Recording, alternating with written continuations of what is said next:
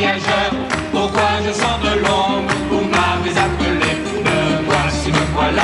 Jacqueline et Jacqueline, nous sommes de super copines. Nous sommes Jacqueline et Jacqueline, nous posons pour les magazines. Nous sommes de Jacqueline les copines. La.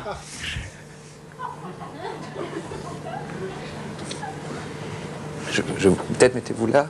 Oui, moi je vais me mettre là. Hein, comme ça, je vais mettre là, moi, puis vous mettez là. D'accord. Bonsoir.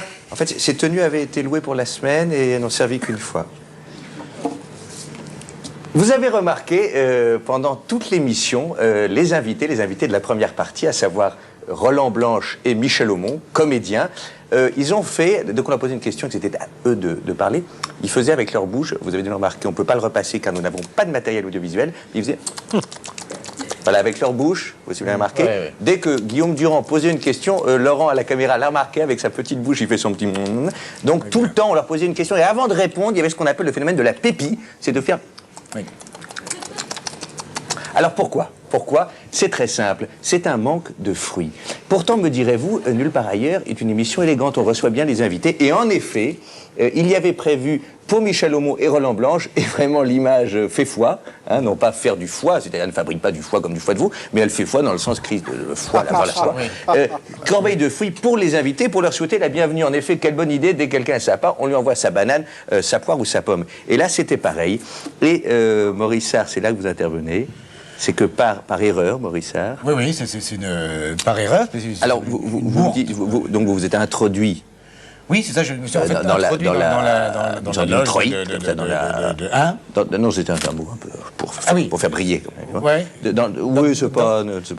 Dans la loge de Roland Blanche et Michel Aumont. Et là...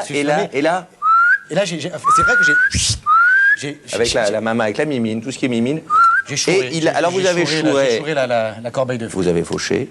Hein, moi, je l'ai piqué. Klepto, quoi. Vous avez volé. C'est-à-dire, oui, volé, subtilisé. C'est ça, il a fait une petite enculée. Alors, vous avez pris, autant vous voyez là, hein, donc on va voir un petit peu ce qui a manqué à l'émission. Oui, normalement, Michel Aumont aurait dû manger du... Un pamplemousse. Pardon? Un pamplemousse. Un pamplemousse. Oui. Alors ensuite, il devait y avoir... Le banana. Tu connais pas tes fruits, la honte. Mais non, mais la honte, abominable. Arrêtez, je les récite pas la souvent. banane Je les récite pas souvent. Et Attends, je par mime. Quoi? La putain. Non. Les loges. Non, pas la nana. La nana. Bon, on va revoir ensemble ce qui s'est passé à 19h12, alors que Guillaume Durand réajustait sa tenue du mercredi, qui est différente de celle du mardi et de celle du jeudi, puisque c'est celle du mercredi.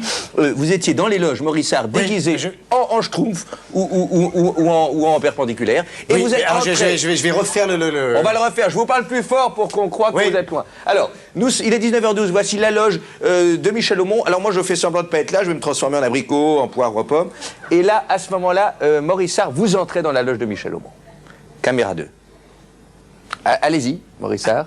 Alors, vous entrez. Alors là, ça sent bon. Il y a des fruits. Les fruits, j'ai faim.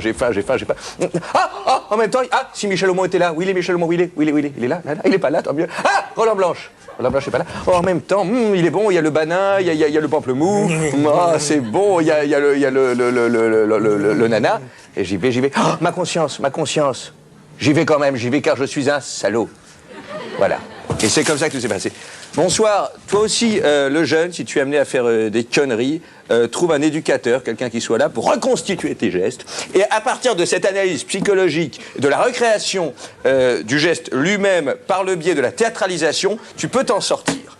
J'ai mis des couettes ce soir, je suis pas gagnant.